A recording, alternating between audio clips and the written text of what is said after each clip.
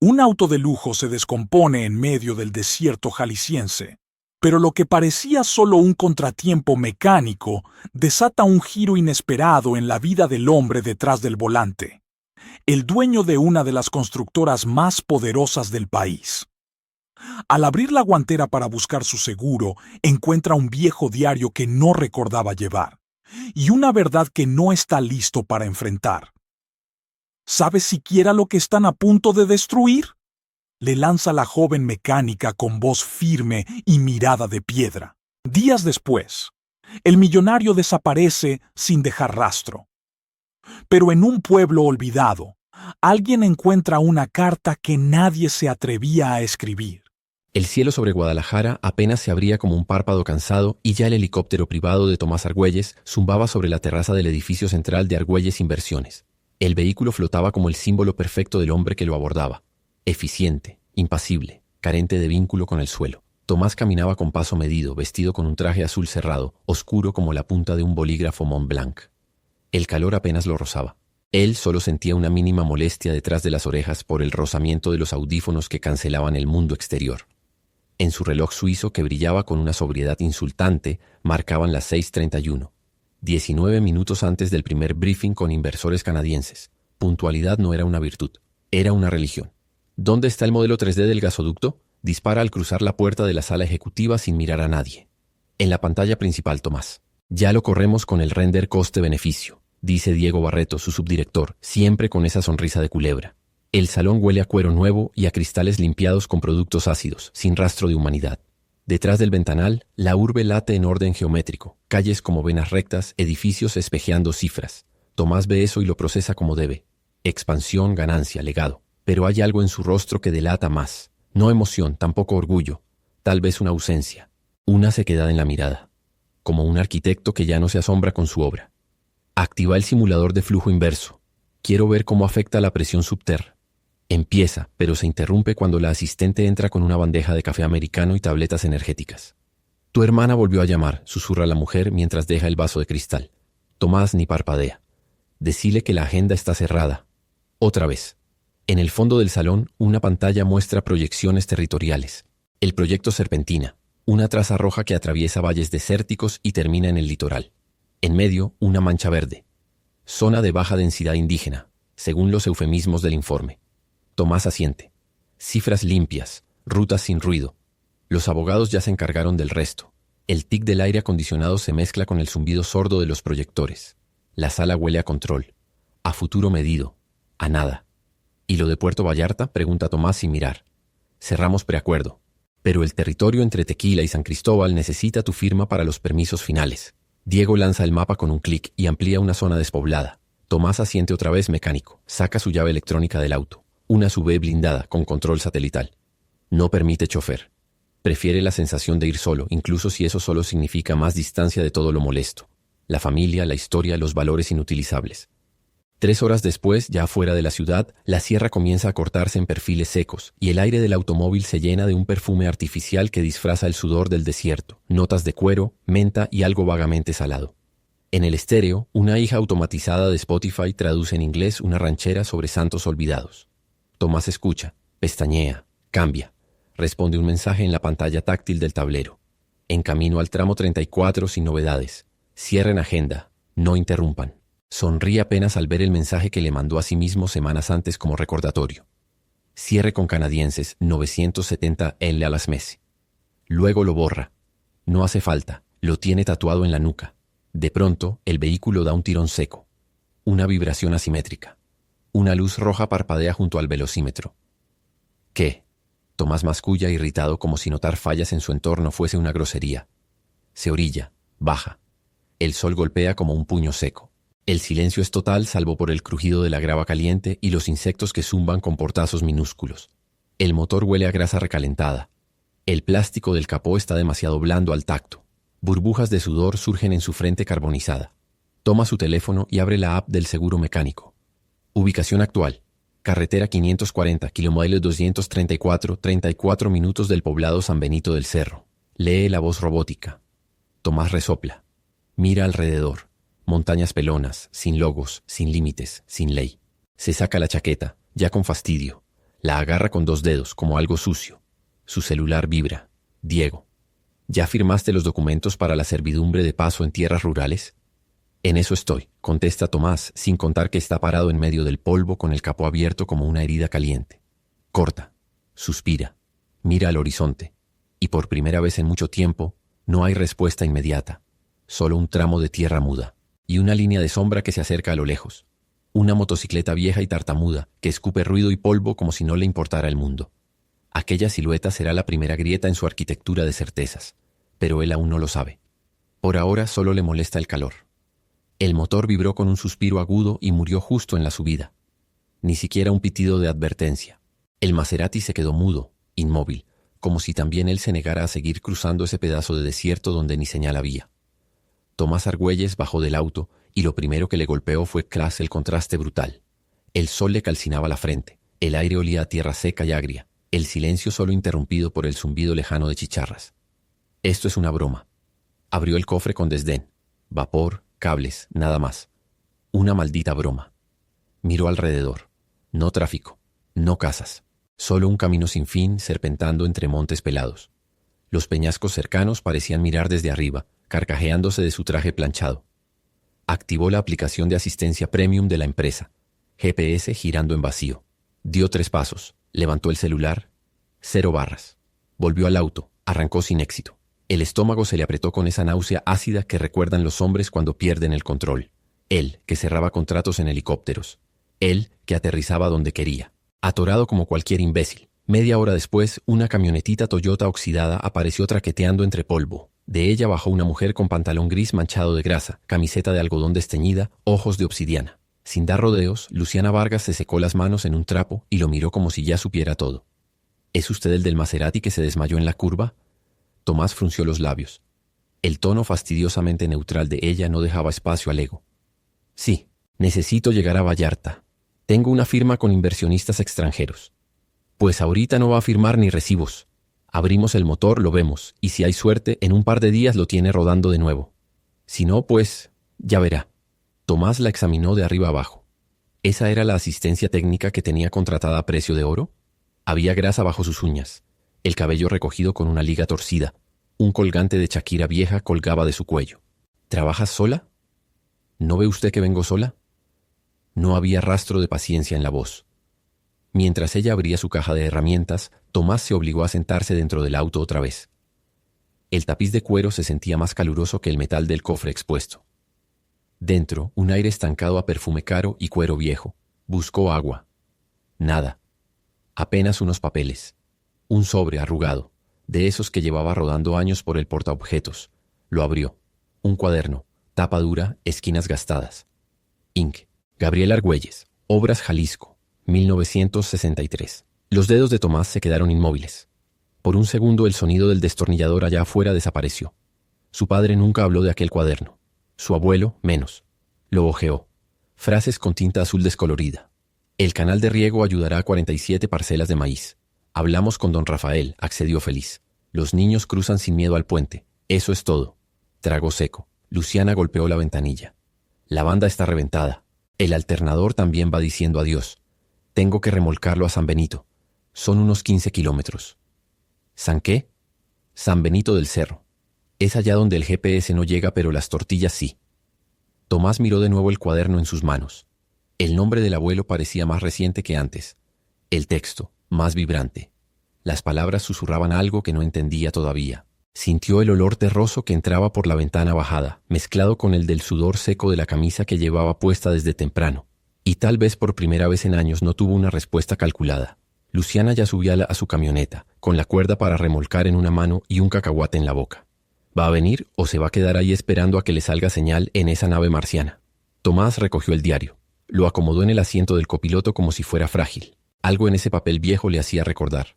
Algo que no sabía que había esquecido. La cuerda crujió al ajustarse al eje delantero. Un nuevo tirón, y el Maserati se dejó arrastrar, como él, hacia lo inevitable. Si te gustó esta escena, regálanos un like y suscríbete al canal para no perderte las próximas partes de esta historia. Lo mejor está por venir. Tomás cerró la puerta del cuarto que le habían prestado como quien encierra una epidemia. El aroma a cal y madera vieja lo golpeó como un recuerdo no invitado. La lamparita colgaba del techo con un zumbido sordo. Afuera, el murmullo del rancho bajaba con el viento. Risas, cubetas llenas de agua y algún gallo insolente rompiendo la tarde. Miró el diario otra vez. Lo hojeó sin leer. Esas letras dibujadas con tinta negra traslucían el trazo metódico de su abuelo, como si escribiera sobre concreto fresco.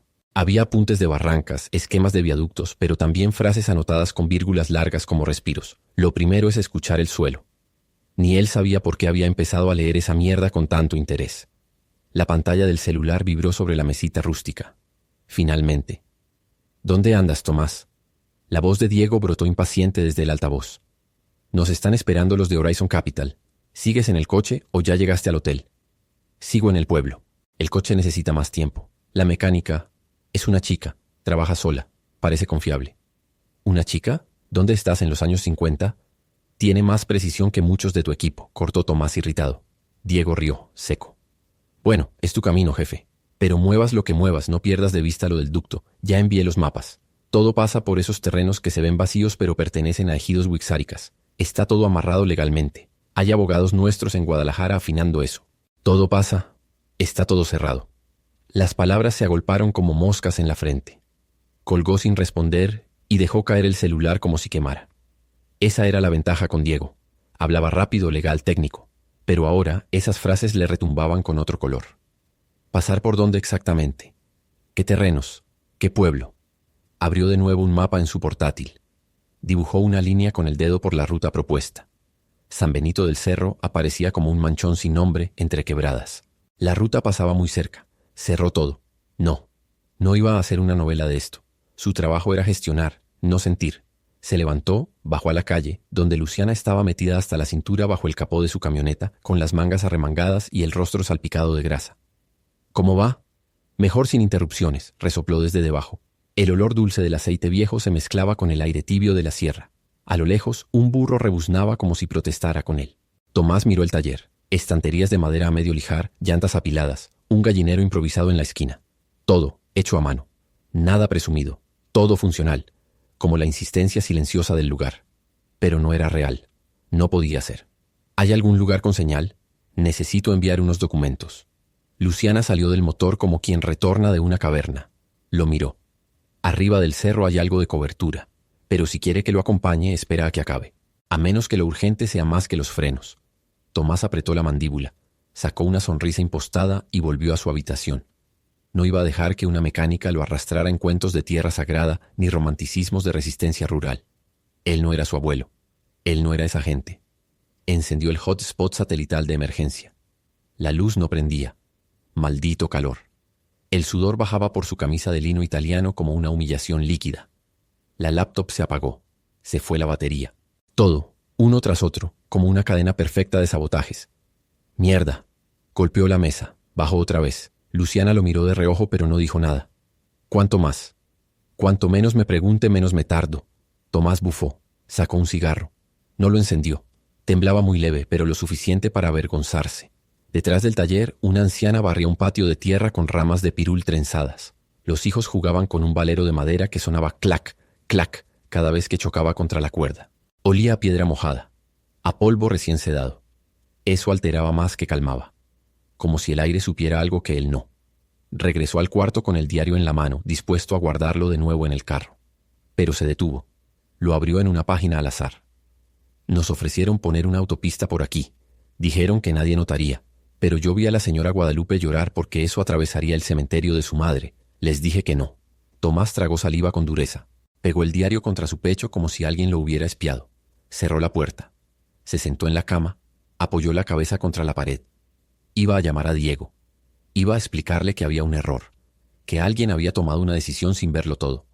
Que él no lo permitiría. Pero no marcó. El celular quedó reposando al lado del diario abierto. La página parecía juzgarlo con voz muda. Negar no era tan fácil. Negar ya le estaba costando. El hedor a gasolina vieja aún le quemaba en la camisa cuando Tomás empujó la puerta chirriante de la pequeña oficina del taller. Afuera, bajo la lona que apenas aguantaba el sol seco de la sierra, Luciana zanjaba una pelea con una junta vieja entre sus dedos manchados de grasa negra. No lo había visto entrar. O decidió no saludarlo. Tomás sostenía el diario del abuelo bajo el brazo como si fuera un expediente confidencial. Papel amarillento. Tinta corrida por la humedad del tiempo, pero con palabras que zumbaban en el cráneo como recordatorios de una vida que nunca vivió. Un pueblo no se levanta con cifras, se levanta con cuidado. Su abuelo lo escribió en 1969, durante la construcción de una presa en Tamazula. El mismo apellido, otro hombre. «¿Qué estás leyendo ahora?», preguntó Luciana sin levantar la vista del cárter que desarmaba con furia metódica. «Mi abuelo. Era ingeniero. Caminaba por estos pueblos hace más de medio siglo. Pensaba que construir era sanar. Supongo que yo hago lo contrario». El silencio fue largo, pesado, solo rompido por el zumbido constante de una radio AM que escupía boleros oxidados en frecuencias abiertas. Luciana dejó caer la llave inglesa con un golpe seco y se secó el sudor del cuello con el dorso del brazo. Sus ojos clavaron los de él. «Sabes lo que van a construir aquí arriba, ¿verdad?». Tomás tragó saliva. Una punzada áspera en la garganta. Ya había salido la noche anterior, mientras caminaba por la plaza y escuchó una conversación en la fonda de Doña Chela. «Diz que van a meter el gas por los montes del Peyote, que la empresa ya pagó al registro». «No estoy seguro», mintió con torpeza de hombre que nunca tiene que justificar nada. Luciana se acercó. El olor a aceite caliente le llegaba en ráfagas intermitentes mientras ella hablaba, firme, sin elevar la voz. «La bajada del Cerro Blanco es un sitio ceremonial. Cada primavera. Mi gente ofrenda ahí para que el mundo se mantenga en equilibrio. Nadie de tu mundo lo ve, pero cada tubo que excavan ahí no rompe solo tierra. Rompe el centro. Rompe algo que ni siquiera sabes nombrar». Tomás apartó la vista. El calor de las 4 de la tarde le bajó por la espalda en forma de sudor pegajoso. La tela finísima de su camisa blanca ahora se sentía como trapo empapado. «El proyecto no está aprobado aún. Hay procesos, instancias», dijo, más por reflejo que por convicción. Sabía que estaba mintiendo. Él mismo firmó hace 2 semanas la autorización legal para iniciar negociaciones por servidumbre de paso en zona rural. Luciana ya no lo miraba. Caminó hacia la pared del fondo donde colgaba un póster envejecido de Emiliano Zapata y con voz que dolía sin gritar soltó: «Hace años enterramos a mi madre en ese cerro. También a mi abuelo. No vamos a mover los huesos para que tú exportes energía al norte. Así que o reparas lo que tu gente viene a romper, o te vas igual que llegaste». Sin mirar. Tomás sintió un hilo frío rodearle el estómago, como si el tiempo se desdoblara entre aquel momento y una fotografía antigua del diario. Una imagen del abuelo abrazando a campesinos en una represa. Hasta el olor era parecido. Tierra caliente, sudor honesto, metal cortado. ¿Cuándo dejó de construir para empezar a borrar? Tomó el diario y salió del taller sin decir nada más. El aire quemaba y los grillos ya comenzaban su canto grave por las grietas del empedrado. Cuando llegó al auto, Luciana le había dejado una bolsa de tela en el asiento del copiloto, pan recién hecho, un frasco de agua mineral y un papel doblado. «Para que no digas que aquí solo te jodieron el motor». Se le escapó una risa breve, seco el pecho. Al abrir el frasco, el olor a limón y sal le revolvió el alma más que el estómago, pero no arrancó el carro. Volvió al taller sin ser visto y entró a la cabina desordenada donde aún colgaba la radio comunitaria del pueblo. Buscó la frecuencia grabada en marcador rojo. 660 AM. Se aclaró la garganta una sola vez. Luego aplastó el botón con el índice derecho.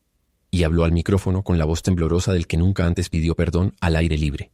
«Tomás Argüelles, San Benito del Cerro. Tengo algo que contar. Y no es bonito. El calor a esa hora era criminal. Ni los botones de su camisa Armani respiraban».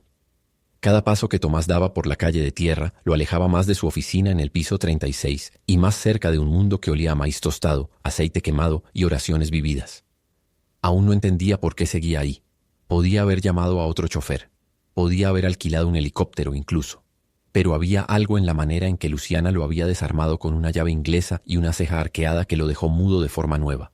Caminaba ahora junto a ella por el callejón detrás de la capilla vieja. «Tienes cara de no haber pisado tierra sin concreto en mucho tiempo». «¿Y tú de qué tienes cara?», respondió seco, mientras sentía la tierra suelta meterle polvo al zapato de cuero. «De saber dónde pisan mis pies». Esa certeza, seca, tenaz como la misma serranía que envolvía San Benito del Cerro, era lo que lo tenía atrapado. Tomás no le temía a las cifras, pero sí a las verdades que no puede comprar. Y ella, con ese taller lleno de motores abiertos como vísceras expuestas y murales multicolores que contaban historias de su gente, lo hacía tambalear con cada frase breve. Lo llevó a conocer el taller con más detalle. Cada herramienta estaba alineada según un código que no era el suyo, pero funcionaba. Sabía que funcionaba por el sonido limpio con que latía su coche ahora. En las paredes, además de tornillos, había fotos antiguas. Hombres con sombreros anchos y miradas firmes. Mujeres con trenzas hasta la cintura. Un altar chico a los ancestros con botellas de mezcal abiertas como si alguien fuera a regresar a brindar. «Tu abuelo era ingeniero, ¿no?», Dijiste algo de un diario, rompió el silencio Luciana mientras rebuscaba algo en una caja metálica. Sí, lo encontré en la guantera. Parecía un inventario, pero... Tomás sacó el cuaderno del portafolio. Piel reseca, bordes carcomidos. Lo abrió. La letra firme y dibujada de su abuelo tenía fechas, coordenadas y frases sueltas. No se construye sobre el vacío, se construye sobre la historia. Luciana leyó en silencio. Cerró el diario con suavidad. Entonces no todo en tu familia está podrido. Y esa frase dicha sin intención de herir le dolió más que cualquier informe de pérdida trimestral, porque era real. Esa tarde lo llevó al comedor comunal. Había tortillas en comales, carne en ollas de barro, risas quebradas por años pero aún fuertes. Nadie le pidió su tarjeta. Nadie preguntó qué hacía ahí. Solo se sentó, sorbió un café que raspaba la garganta de tan oscuro y escuchó. ¿Ese cerro allá? Emilio, el tío de Luciana, habló sin mirarlo. Dicen que ahí baja el venado azul. No se toca, ni con permiso ni con oro. Tomás asintió como si entendiera, pero no, no del todo. Aún necesitaba hacer cuentas con su propio escepticismo. Pero esa noche, al regresar caminando por la cuesta hacia la posada modesta donde dormía, sintió algo crujir dentro. No era miedo. Su cuerpo transpiraba más por preguntas que por temperatura. La radio comunitaria rechinaba en volumen bajo desde algún rancho cercano. El locutor hablaba de la fiesta del peyote, de días de silencio y rezo, de tormentas antiguas. Nada que tuvieran en su planificación en Guadalajara. Al día siguiente, regresó solo al cerro. Subió lento, sudando culpa y arrogancia. Le habían dicho que no era lugar para subir sin permiso, pero no buscaba conquistar ni mostrar. Buscaba entender por qué esa tierra era distinta a toda propiedad que había intentado parcelar, titular o desarrollar. En lo alto, encontró lo que parecía una ofrenda cargada de velas y collares de semillas. No tocó nada. Se sentó, respiró, y por primera vez en años no pensó en rendimiento de inversión. Esa noche buscó a Luciana. Necesito entenderlo todo, desde el principio. Ella lo miró largo. Yo no doy clases, pero si aguantas el silencio quizás aprendas algo. Y esa fue su lección esa semana. Cosechar preguntas sin maquila de respuestas. Acompañó a Luciana a la estación de radio donde Silvana Jara estaba en vivo lanzando pullas en forma de chistes. Bienvenidos todos los que buscan iluminar la sierra, con tubos de gas, aunque esta luz a veces quema más que alumbra. Silvana lo miró. ¿Quiere decir algo, señor del traje caro? Tomás dudó. Luego se acercó al micrófono. Sorprendió a todos. Mi abuelo construyó puentes. Yo me dediqué a romperlos con cifras. Estoy aquí intentando recordar cómo se hacían. La sala se quedó muda. Silvana sonrió torcida. Va a necesitar más que memoria, patrón. Esa noche por primera vez se quedó hasta tarde en el taller de Luciana, ayudando a desmontar una camioneta vieja. No lo estás haciendo bien. Lo sé, pero tampoco sé irme. Luciana enderezó un tornillo, respirando hondo. Entonces aprende, pero sin prisa. Fue la primera vez que Tomás aceptó no mandar, solo observar. Y eso para alguien como él ya era un terremoto. Afilaba el oído ahora para detectar silbidos lejanos del viento entre los cerros, el olor dulce del agave seco que se cuela por las rendijas, la textura de la grasa entre los dedos sin guantes. Iba entendiendo, no del todo, pero entendía que antes de abrir el gas debía aprender a inhalar lo que ese suelo callaba. El aire ardía como si alguien hubiese puesto al sol en una parrilla vieja. Tomás, camisa semiabierta por el calor, parado junto al portón de la pequeña oficina comunal de San Benito, le daba vueltas al maldito celular en la mano. Sin señal. Otra vez. En su mundo eso era simplemente inadmisible, como si alguien le hubiera desconectado el cerebro. Dentro, Emilio Vargas hablaba con voz grave y entrecortada en wixárika, mientras otros 3 ancianos asentían lentamente, como rocas que hubiesen visto muchos inviernos. En el centro de la mesa, un mapa del territorio, manchado por años de uso. Un trazo rojo lo cortaba como cuchillada, el tramo del gasoducto, el trazo que él mismo había aprobado hace meses. La voz de Emilio se detuvo. Todos giraron hacia Tomás esperando su respuesta. No podemos modificar la ruta sin justificarlo al fideicomiso canadiense, intentó con el tono técnico que usaba en presentaciones. Ya hay contratos firmados. ¿Y los huesos bajo esa tierra? Interrumpió Emilio seco. ¿También tienen contratos? Tomás tragó en seco. Las palabras no le salían. Ahí estaba su defecto fatal, la desconexión. No sabía hablar ese idioma. No el wixárika, el otro, el del respeto, el de la escucha. Luciana lo miraba desde el fondo, brazos cruzados sin decir nada, pero su mirada era un martillo. Había pasado los últimos días mostrándole cada grieta de ese pueblo, desde el taller con ejes oxidados hasta las aulas con techos de lámina. Lo había invitado a cenar en casa de su vecina enferma. Le había mostrado los vitrales rotos de la capilla, y ahora él venía a hablar de fideicomisos. Quieren saber si estás aquí como hombre o como sombra. La traducción de Emilio cayó como un balde frío, sudor en la espalda. El olor del nixtamal cocido que salía de la cocina vecina mezclado con el del sudor añejo, otra capa más de realidad que Tomás no sabía procesar. Ni su ropa, ni su actitud, ni su lenguaje servían en este lugar. ¿Para qué le había servido diseñar un penthouse en Reforma si no tenía palabras para defender un pedazo de sierra sagrada? Detrás de él, unos perros ladraban con saña. El viento seco le traía el silbido de una radio comunitaria lejana como un zumbido. La tierra no se vende, se defiende. Tomás respiró hondo. Luego hizo lo más cobarde y lo más lógico. Levantó las manos como si no supiera discutir. Solo estoy tratando de entender. Luciana se inclinó hacia él muy cerca. No viniste aquí a entender. Viniste a justificar lo que ya hiciste. Silencio. Horas después, mientras caminaba solo por el sendero de las milpas, con la tierra caliente reventando bajo sus mocasines de diseñador, Tomás hojeaba otra vez el diario del abuelo. Manchas de tinta, papeles amarillentos, un dibujo a mano de un sistema de irrigación comunitaria en Nayarit. Notas como: la técnica debe servir a lo humano, no al revés. Estuvo a punto de romper el cuaderno. Lo guardó con rabia. Esa noche, al intentar dormir entre sonidos de cigarras y el hilito constante del ventilador roto, decidió que hablaría con Diego. Ya. Le pediría un informe detallado del proyecto. Haría ajustes. Introduciría un criterio de consideraciones sociales. El problema era que Diego no respondía. Ni a las llamadas, ni a los correos. Y cuando al fin contestó un escueto mensaje de voz, fue aún peor. No te angusties, jefe. Todo va de maravilla. Ya firmamos con el gobierno local. Empezamos en un mes. Vamos a hacernos ricos. Te mando el mapa con las rutas finales mañana. Es top secret, pero vas a amar lo limpio que quedó el trazo. Impecable. Tomás escuchó el audio 4 veces seguidas. El tono era triunfal, el mismo Diego de siempre. Pero algo en su estómago se contrajo como si algo podrido se revolviera por dentro. En el fondo, el defecto fatal lo devoraba. Había delegado. Había confiado en un sistema hecho para avanzar sin mirar atrás. Se le había escapado de las manos, como agua entre dedos. Se levantó trastabillando y salió a la calle. El cielo era una cúpula negra rota por estrellas. El olor a tierra húmeda flotaba tras una llovizna efímera, de esas que apenas tiznan el suelo pero renuevan el aire. Caminó sin saber dónde iba hasta llegar al mural de la plaza. Luciana con overol, sosteniendo una llave inglesa frente al cerro sagrado. Un niño lo miraba desde una banca. ¿Usted es el señor del carro caro? Tomás no respondió. Se sentó al lado del niño. La banca era de cemento, fría aún en ese calor. El niño lo señaló. Dicen que viene a ayudarnos, pero no parece. Una pausa. ¿Y cómo se ayuda? No estorbando. Eso fue todo. Y si te está gustando la historia, no se te olvide darle me gusta, suscribirte al canal y activar la campanita para no perder el próximo capítulo. Aquí seguimos desentrañando lo que pasa cuando el poder se encuentra con la verdad. La señal de su celular titilaba con una franja de cobertura miserable, pero Tomás insistía en actualizar los correos. Nada. Cerró el notebook y volvió a hojear el cuaderno viejo de su abuelo, forrado en cuero reseco, con las puntas mascadas por los años. Estaba sentado en el patio trasero del taller de Luciana, vetado de grasa y calor, donde el viento no era un alivio, sino un soplo tibio de polvo. El almuerzo había terminado hace rato, y ella había salido con una caja de herramientas hacia la huerta de la tía Aurelia. Él se quedó solo, rumiando pensamientos como si fueran piedras molidas entre los dientes. En la última página abierta, una frase subrayada con carboncillo crujía contra su conciencia. La obra no vale si no respeta el cauce del pueblo, porque toda técnica sin ética destruye más de lo que edifica. Estaba fechada en 1973 y al pie una reseña de un proyecto hidráulico en la zona wixárika.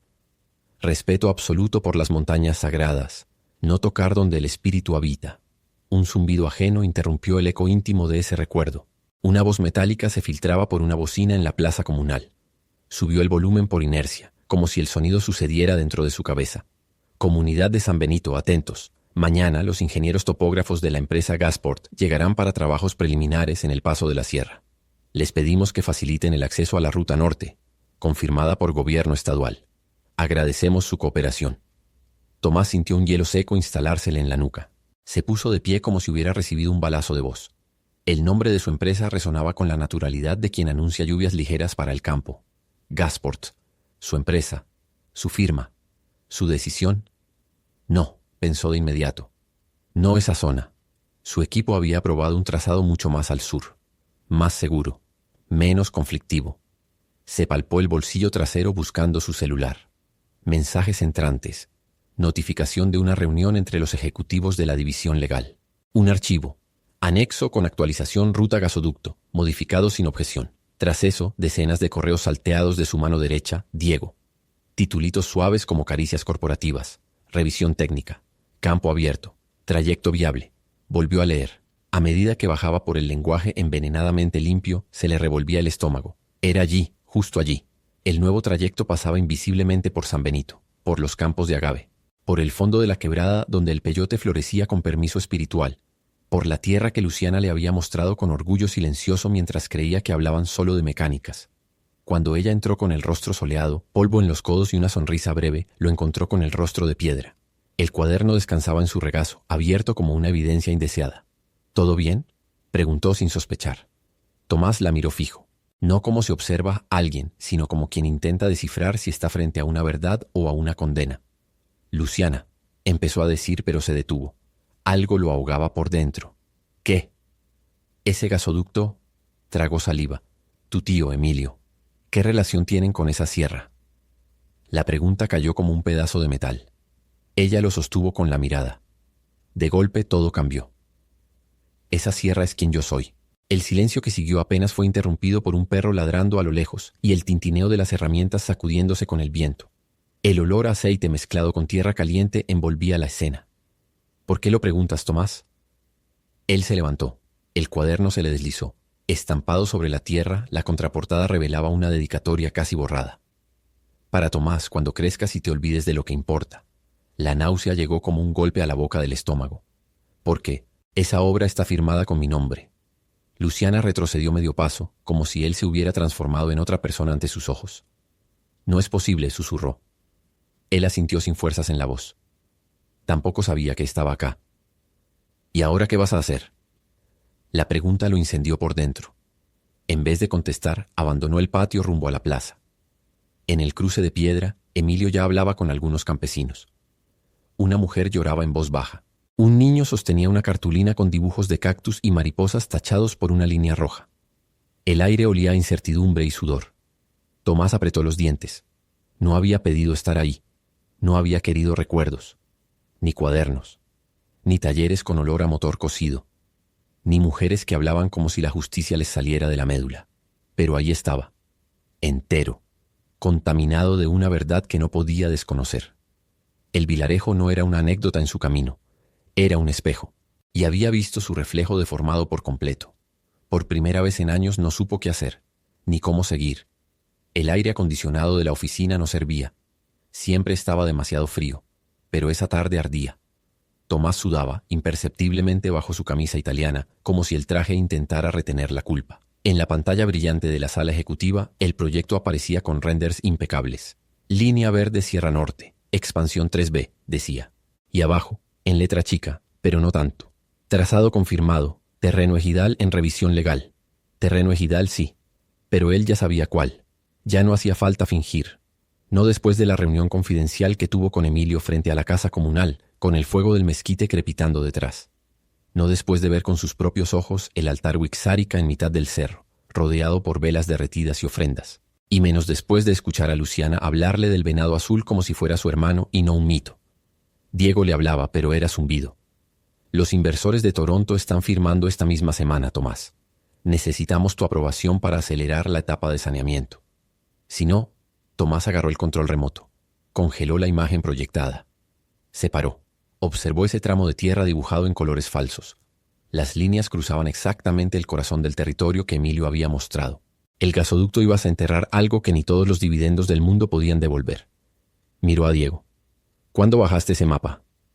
Diego sonrió sin perder la compostura. Hace un mes. Quise ahorrarte los tecnicismos. Sabía que estarías de acuerdo, es lo lógico. Lo hiciste sabiendo que eso estaba protegido. No por ley, Tomás, por creencias. No confundas mitología con propiedad. Silencio. Tomás apretó los puños. No podía negociar, ni persuadir. No esta vez. Lo que Diego había hecho era irreversible. Caminó hasta la ventana de piso a techo. Guadalajara desplegaba sus torres financieras como colmillos relucientes. Abajo, los peatones flotaban en sus afanes.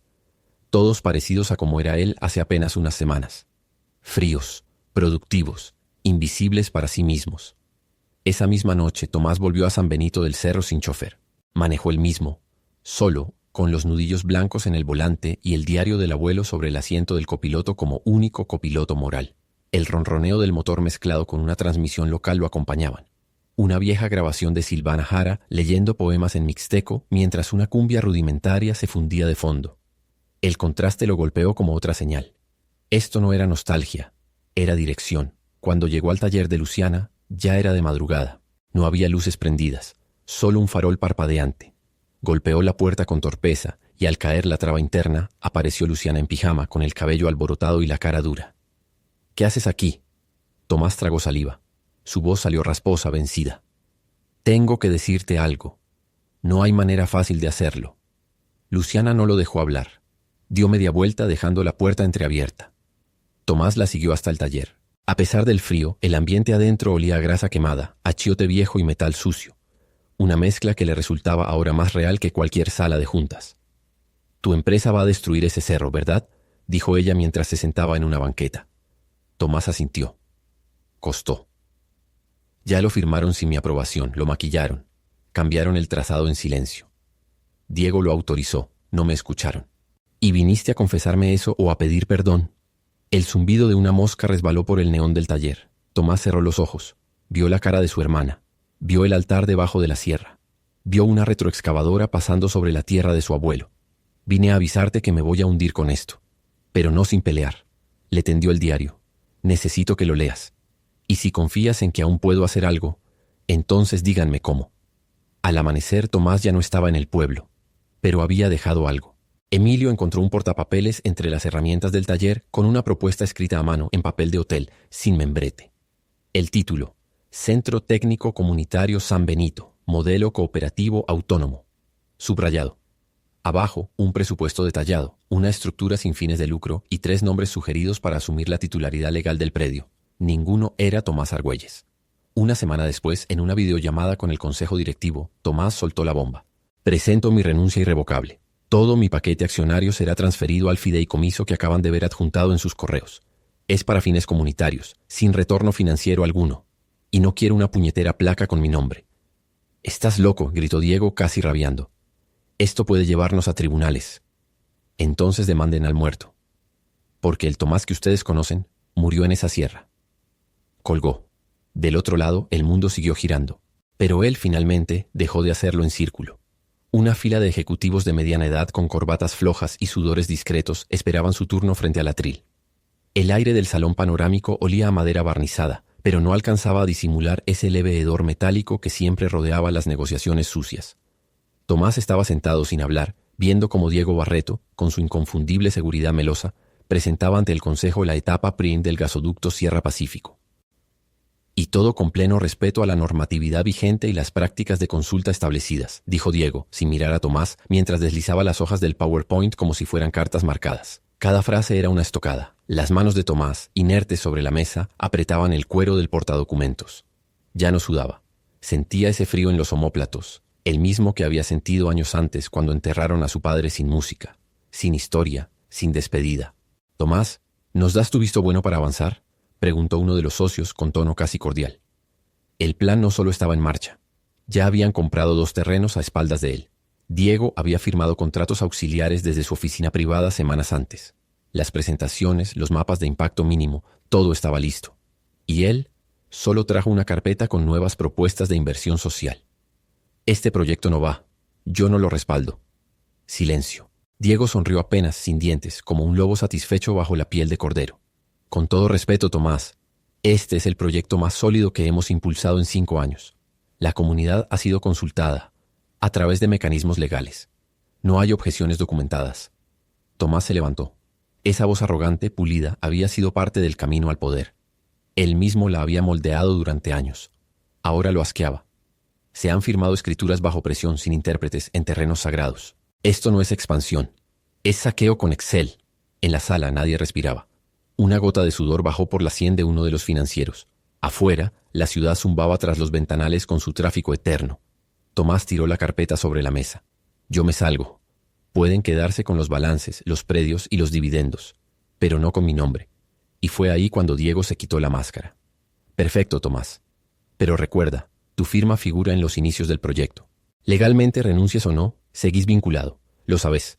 A menos que quieras limpiar tu nombre, con una auditoría pública. ¿Querés eso? ¿Un escándalo? Dolió. No como una herida abierta, sino como una traición íntima. Como tener un órgano arrancado sin anestesia. Desde la entrada del salón, Tomás vio que algunos de los más viejos evitaban su mirada. Otros simplemente esperaban que se sentara y dejara de incomodar. Caminó hacia la salida. Cada paso sonaba hueco sobre la madera lustrada. Ya en el elevador, la respiración se le cortó. No sentía el peso del reloj, ni la suavidad de la camisa de lino. Solo los latidos húmedos detrás del cuello, el leve temblor en el estómago. Su reflejo en el espejo interior le devolvió un rostro que no reconocía. El traje lo cubría, pero no lo resguardaba. Días después, Tomás llegó sin avisar a San Benito. Bajó del autobús viejo con una mochila al hombro. El aire caliente le arrancó un sudor inmediato cargado de tierra y diésel. Caminó por el empedrado hacia el taller de Luciana. Ella lo vio venir desde el fondo. No sonrió. ¿Qué haces acá? Necesitaba verte. Lo intenté. Quise detener eso. Diego se adelantó. ¿Paraste algo? No, pero renuncié. Abandoné todo. Luciana soltó una risa seca. No alcanza con renunciar cuando el daño ya empezó. Tomás tragó saliva. La garganta le ardía como si tragara piedras. ¿Y entonces qué? ¿No hago nada? Eso lo decidís vos, pero dejá de venir a buscar redención como si fuera algo que te puedo dar yo. Esto no es confesionario. Ese día no hubo abrazo ni despedida. Tomás se fue caminando entre las casas de adobe, oyendo risas de niños mezcladas con la radio comunitaria que salía por una ventana abierta. Una canción huichol fragmentada por estática. Olor a copal viejo en el aire. Esa noche acampó afuera del pueblo. Vio el cielo abierto sin neón, mientras el cuerpo entero le dolía de cansancio y desesperanza. Las estrellas no ofrecían respuestas, apenas lo recordaban. Ya no era dueño de nada. Pero al rascar en el fondo de su mochila, sacó aquel viejo diario con las iniciales EA en la tapa. Y recordó una frase subrayada, escrita décadas antes por su abuelo. Nada vale más que un pueblo que sabe quién es. Ayúdales a mantenerse de pie, desde donde puedas, sin firma. Ahí entendió. La caída no era el final. Era apenas el comienzo real. El aire en la oficina principal de Argüelles en Barreto se podía masticar.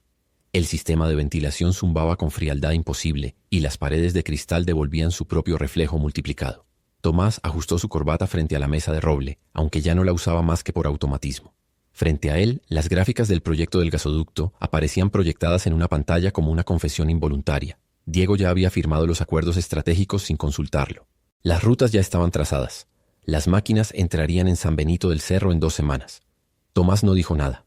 Solo respiró por la nariz. Lento, con los ojos clavados en la palabra ejecución que titilaba rojo en el PDF. Lo hiciste sin mí. Diego estaba en camisa blanca con el cuello abierto y el pelo impecable.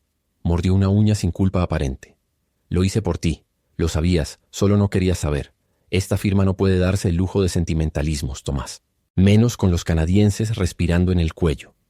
Tomás apoyó ambas manos en el borde de la mesa. Piel tensa. Sudor frío en la base del cuello. La imagen de Luciana levantando una manguera empapada de grasa en aquel taller pequeño le brotó en la mente como un recuerdo que dolía.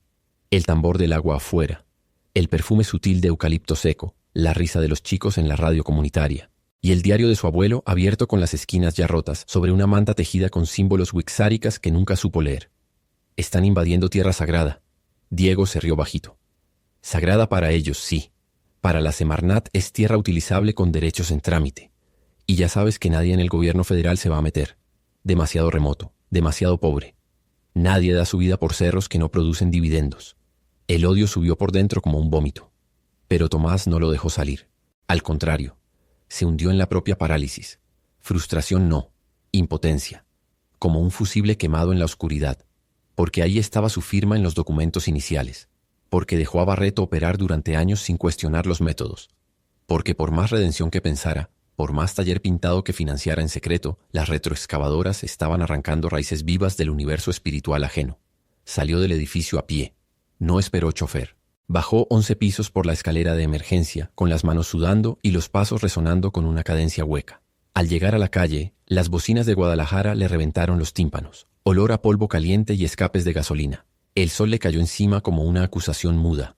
En casa el reloj antiguo del padre seguía sin pila. Estaba ahí, colgado en la pared, con las manecillas detenidas en las 3:17, siempre las 3:17. Esa hora, recordaba, fue cuando su madre murió. Lo había olvidado, o fingido hacerlo. Abrió el diario del abuelo. Las páginas crujieron. Había anotaciones a lápiz, mapas hechos a mano, dibujos torpes de maquinaria y perfiles de terreno. Y una frase subrayada con rabia. No hay utilidad que justifique quebrar el espíritu de un pueblo. La misma letra que una vez acarició parado frente a un puente de acero en Veracruz, siendo niño. Tomás encendió su teléfono solo para llamar a Nina. Su hermana respondió al cuarto tono. Ruidos de fondo de cubiertos, una canción lejana de Juan Gabriel. No tengo mucho tiempo, dijo ella, sin agresión pero sin calor. Necesito que leas algo. El diario del abuelo... Hay una parte cerca del final. Habla sobre Cerro del Peyote. Nina guardó silencio. Luego un suspiro largo del otro lado de la línea. Lo anotó después de que lo amenazaran. Ese proyecto nunca se hizo porque él se negó. Tú lo sabías, Tomás. No recordaba. O tal vez no quería recordar. Una pausa. Un portazo a lo lejos, vasos tintineando. ¿Y ahora qué vas a hacer? El pecho de Tomás se comprimió. Todo lo que había aprendido en San Benito le hervía bajo la piel, como una semilla queriendo romper la costra. Pero costra era lo que le quedaba de vida. Su cara impresa en revistas financieras. Su nombre en placas doradas inaugurando torres sin alma. Su equipo negociando en su nombre. Voy a desaparecer. Nina no preguntó más. Solo dijo, no te perdono nada, pero ojalá te perdones tú. Y déjalo por escrito, lo que vas a hacer, que se sepa algún día. O que no haga falta. Cuando colgó, Tomás se quedó viendo a través del ventanal. Las luces de la ciudad frías, intermitentes. La misma ciudad que él ayudó a cimentar desde el privilegio. Un monstruo con ventanas negras y médula hueca. Esa noche, por primera vez en muchos años, durmió sin corbata. Quemó sus tarjetas corporativas y escribió una carta con letra temblorosa. Solo decía, gracias por traerme de vuelta. Falteaban 10 días para que entraran las máquinas.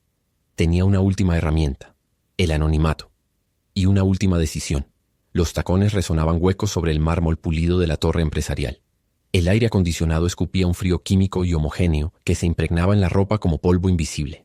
Tomás Argüelles cruzó el lobby con el paso anidado entre 2 latidos, pausa y decisión. Nadie le preguntó a dónde iba. Era el dueño del silencio y de las decisiones. Pero esa mañana, algo se desprendía de su andar. No el traje hecho a medida ni el reloj europeo, sino una grieta imperceptible que ya no buscaba disimulo. Al llegar al ascensor del piso ejecutivo, su reflejo se fragmentó contra el espejo.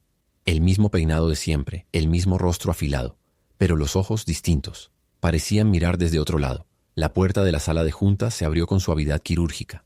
Del otro lado, Diego Barreto alzaba una copa de café expreso con la misma presunción con la que firmaba expropiaciones millonarias.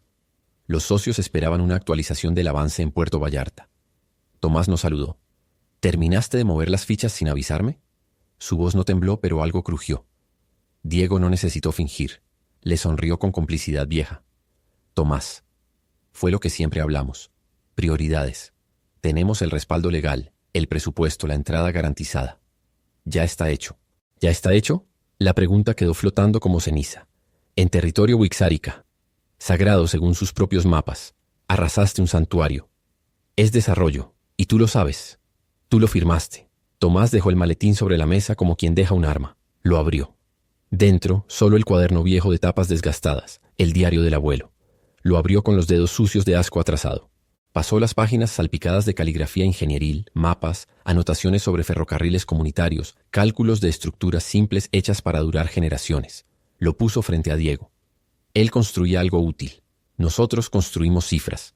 Por un segundo, solo se oyeron los zumbidos eléctricos del sistema de ventilación, el olor estéril del café industrializado, la frialdad del cuero sobre las sillas. Diego lo cerró con 2 dedos. No me vas a frenar ahora. Esto no es tu nostalgia. Es inversión. No, es territorio robado. ¿Y tú, que eres ahora activista, vas a poner guaraches y ponerte a protestar en la plaza? Tomás lo miró, pero no respondía desde el costado habitual del poder. Respondía desde un nuevo nicho que a Diego le era ajeno, la rendición como coraje. Voy a renunciar al consejo y voy a demandar la nulidad del proyecto, por ocultamiento de impacto ambiental no revelado. Tú lo firmaste en mi ausencia. Quedará por escrito. El peso lo cargas tú. Las palabras reventaron como una ventisca fría. Las manos de Diego se crisparon sobre la carpeta del contrato. Por primera vez la cara del abogado impecable mostró una fisura, incredulidad irritada. No vas a tirar tu carrera por una pueblita de mierda y una mecánica rebelde, escupió. No, La voy a tirar porque nunca debí construirla sobre la negación de mi sangre, dijo Tomás. Se dio la vuelta. No miró atrás. Afuera, el calor de Guadalajara empujaba entre las vidrieras como un horno esperando abrirse. Días después, la conferencia de prensa que se había planeado con bombos e inversores fue cancelada con un escueto comunicado. Razones estratégicas. Sin más, Tomás desapareció del foco. Ningún diario lo citó. Ningún ejecutivo lo reemplazó públicamente. La junta directiva, desorientada, se reconfiguró en silencio. Diego, ahogado por los documentos que lo implicaban, fue desplazado bajo la rúbrica de reorientación ética. Pero eso a nadie en San Benito del Cerro le importaba. En el centro técnico recién inaugurado, el aire olía a madera nueva y a tierra mojada. Había llovido poco antes. Dentro del espacio, máquinas simples, herramientas en orden brutalmente bello, paneles solares en el techo. Luciana recorría las salas, saludaba con el brazo engrasado como si la ceremonia fuera solo ruido. Emilio Vargas observaba desde una esquina con su medio sonrisa habitual. Una niña ajustaba los tornillos de una bicicleta recién armada. «Me va a llevar a la escuela», decía, mientras probaba el freno con la pierna. Afuera, los perros olían el pasto.